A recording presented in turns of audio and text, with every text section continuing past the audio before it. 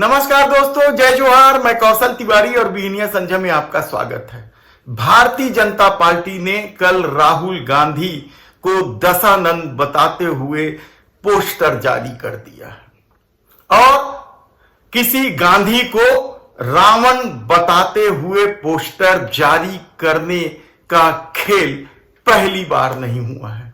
इससे पहले आप याद कीजिए कि महात्मा गांधी जब अंग्रेजों के खिलाफ लड़ाई लड़ रहे थे, तब अंग्रेजों के दलाल माने जाने वाले या अंग्रेजों के लिए जासूसी करने वालों ने महात्मा गांधी को रावण के रूप में प्रस्तुत किया था।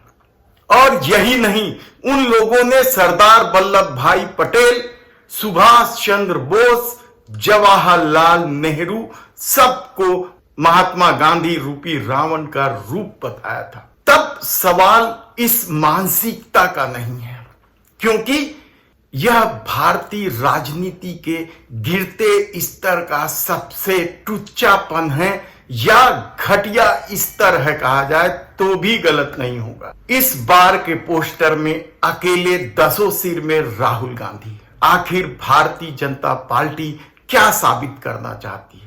अपने को दुनिया का सबसे बड़ी पार्टी बताने वाली भारतीय जनता पार्टी की मानसिकता क्या है? उस दौर में तो रावण बताकर बाद में उन्हीं लोगों ने महात्मा गांधी की हत्या कर। सवाल इस दौर का है, क्या इस दौर में राहुल गांधी को रावण बताकर उनकी राजनीतिक हत्या की साजिश रची जा रही है? ऐसे कितने ही सवाल हैं। इस पर कांग्रेस ने पलटवार करते हुए आशंका जाहिर की है कि वह राहुल गांधी के खिलाफ हिंसा भड़काने का प्रयास कर रही है।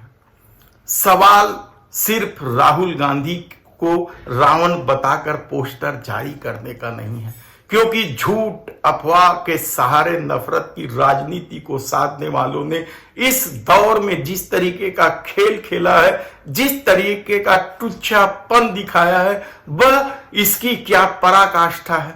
क्या राहुल गांधी से सचमुच डर गए हैं? 2024 में सत्ता जाने की हताशा क्या इस कदर हावी हो गई है कि उनकी पूरी मानसिकता निकलकर बाहर आ गई है, उनकी सोच सामने आ गई है? क्योंकि यदि भारतीय जनता पार्टी के आधिकारिक ट्विटर हैंडल एक्स से यह पोस्टर जारी हो रहा है, इसका साफ मतलब है कि इस बात के लिए देश के प्रधानमंत्री नरेंद्र मोदी की भी सहमति, राष्ट्रीय अध्यक्ष जेपी नड्डा की भी सहमति और तमाम उन नेताओं की सहमति है जो भारतीय जनता पार्टी के साथ जुड़े हुए। यह किस तरह की मानसिकता है? यह किस तरह का खेल है?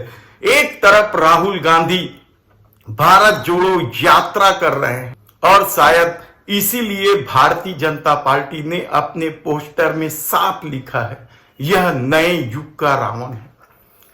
भाजपा बोली ये रावण बुरा है, धर्म विरोधी है, राम विरोधी है, और यही के नीचे हिस्से में लिखा है कि यह कांग्रेस पार्टी द्वारा निर्मित और जॉर्ज सोरोस द्वारा निर्देशित।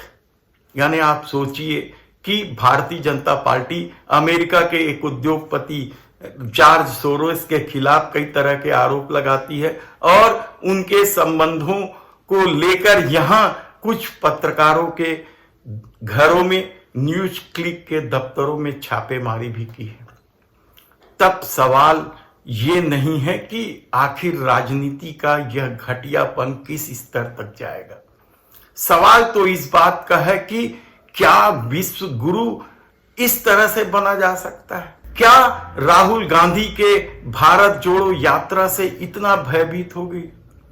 राहुल गांधी गरीबों से मिल रहे हैं, मिस्त्रियों से मिल रहे हैं, कारपेंटरों से मिल रहे हैं, कहीं भी चले जाते हैं, पैसेंजर ट्रेन में सफर कर रहे हैं। तो क्या इससे भारतीय जनता पार्टी सचमुच हताश हो गई है और ऊपर से इंडिया गठबंधन बन गया है?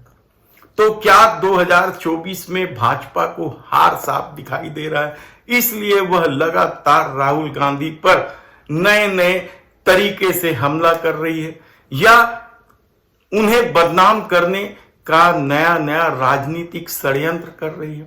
इससे पहले क्या कुछ नहीं किया गया, राहुल गांधी की छवि बिगाड़ने के लिए क्या कुछ नहीं किया गया, लेकिन अब आरएसएस ही कहने लग गई है कि देश के प्रधानमंत्री की छवि चुनाव जिताने की नहीं रह गई है, यानी उनके भरोसे चुनाव नहीं जीता जा सकता। और इसका उदाहरण हिमाचल प्रदेश का चुनाव हो या कर्नाटक का चुनाव हो, सबके आने वाले दिनों में 5 राज्यों में विधानसभा चुनाव है और इसके सर्वे साफ बता रहे हैं कि भारतीय जनता पार्टी इनमें से कोई भी राज्य में जीत हासिल नहीं कर पा रही है, बल्कि मध्य प्रदेश और छत्तीसगढ़ में तो उसकी हालत बेहद ही खराब है। ऐसी परिस्थिति में राहुल गांधी को बदनाम करके या रावण बताकर चुनाव जीता जाएगा, ऐसे कितने ही सवाल आपके मन में होंगे। लेकिन यकीन मानिए, यह उस तरह की मानसिकता है जो सावरकर और गोडसे ने महात्मा गांधी का कार्टून जारी करके प्रदर्शित किया था। और यह तारतम्य इसलिए जुड़ रहा है क्योंकि आज भी वे लोग सावरकर और गोडसे को अपना आदर्श मानते हैं।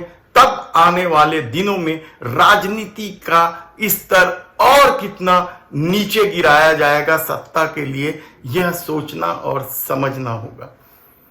धन्यवाद।